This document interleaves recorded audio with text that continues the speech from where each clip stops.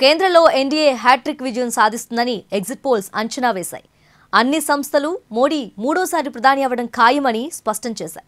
ఇక ఇండియా కూటమి 150 సీట్లకే పరిమితమవుతుందని అంచనా వేశాయి.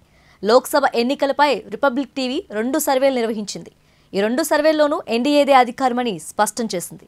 ఎన్డీఏ కూటమికి 353 నుంచి 368 సీట్లు వస్తాయని రిపబ్లిక్ టీవీ మార్టీజ్ అంచనా వేసింది. ఇక ఇండియా కూటమి 118 నుంచి 133 సీట్లు సాధిస్తుందని తెలిపింది. ఇతర పార్టీలకు 43 నుంచి 48 సీట్లు వస్తాయని స్పష్టం చేసింది. అదేవిధంగా ఎన్డీఏకు 359 సీట్లు వస్తాయని రిపబ్లిక్ PMARQ సర్వే తెలిపింది. ఇండియా కూటమి 154 సీట్లకే పరిమితం అవుతుందని అంచనా వేసింది. ఇతర పార్టీలు 30 సీట్లు సాధిస్తాయని ప్రకటించింది.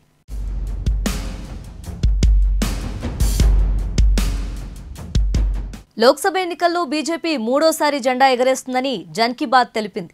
ఈ ఎన్నికల్లో ఎన్డీఏ 362 నుంచి 392 సీట్లు సాధిస్తుందని అంచనా వేసింది. ఇండియా కూటమి 141 నుంచి 161 స్థానాలు వస్తాయని చెప్పింది. ఇతర పార్టీలకు 10 నుంచి 20 స్థానాలు వస్తాయని అంచనా వేసింది.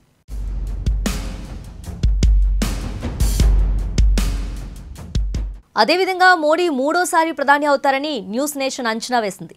లోక్సభ ఎన్నికల్లో ఎన్డీఏ కూటమికి 340 నుంచి 378 సీట్లు వస్తాయని తెలిపింది. ఇండియా కూటమికి 153 నుంచి 169 సీట్లకే పరిమితం అవుతుందని చెప్పింది. ఇక 21 నుంచి 23 సీట్లలో ఇతర పార్టీలు జెండా ఎగరేస్తాయని అంచనా వేసింది.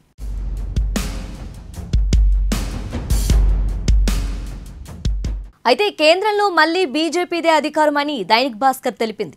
ఎన్డీఏ కూటమికి 281 నుంచి 350 సీట్లు వస్తాయని చెప్పింది. ఇండియా కూటమికి 145 నుంచి 201 సీట్లు వస్తాయని అంచనా వేసింది.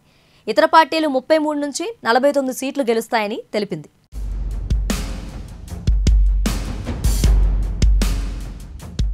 అదేవిధంగా లోక్సభ ఎన్నికల్లో మూడోసారి ఎన్డీఏ కూటమిదే అధికారమని ఇండియా న్యూస్ సర్వే స్పష్టం చేసింది. ఎన్నికల్లో ఇండియా కూటమికి 371 సీట్లు వస్తాయని తెలిపింది. ఇండియా కూటమి 125 సీట్లకే పరిమితమవుతుందని అంచనా వేసింది. ఇతర పార్టీలు 47 సీట్లు సాధిస్తాయని చెప్పింది.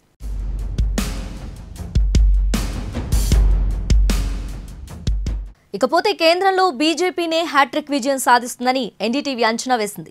ఎన్నికల్లో ఎన్డీఏ కూటమికి 365 సీట్లు సాధిస్తుందని తెలిపింది. ఇండియా కూటమికి 142 సీట్లు వస్తాయని చెప్పింది. ఇక ఇతర పార్టీలు అయితే 36 సీట్లు దక్కించుకుంటాయని ఎన్డీటీవీ అంచనా వేసింది.